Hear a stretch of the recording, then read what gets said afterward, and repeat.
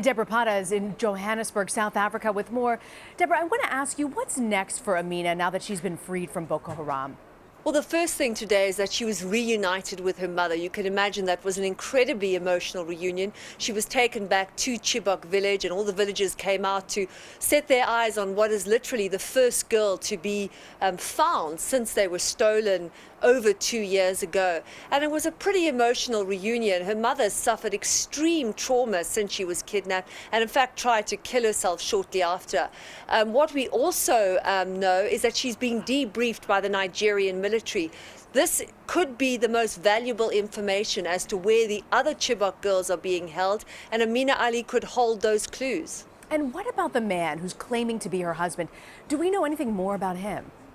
Well, we know that he is a Boko Haram fighter. Amina Ali was given to him as a jihadi bride, but he also may be a victim. This is an unconfirmed report, but we understand that he is a Nigerian who lived in a nearby village, and he too was taken hostage by Boko Haram and forced to become a fighter for them.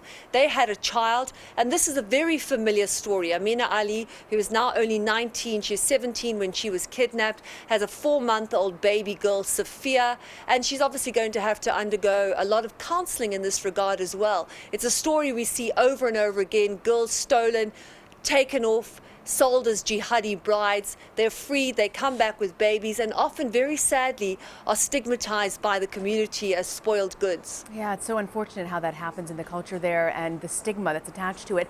We also know that a video surfaced last month showing that some of these Chibok girls may still be alive. Have authorities come any closer to finding them?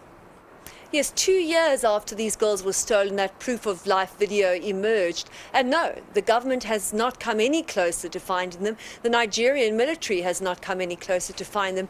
That video was an embarrassment because all it did was serve as a reminder of their failure to really resolve the situation in any way possible.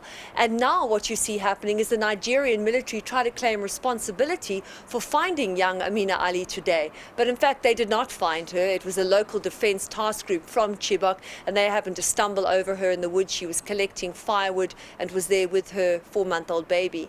And so many people have wondered why there hasn't been more of an effort to find these girls. We know that Boko Haram is believed to be keeping the missing girls inside the Sambisa forest, their stronghold.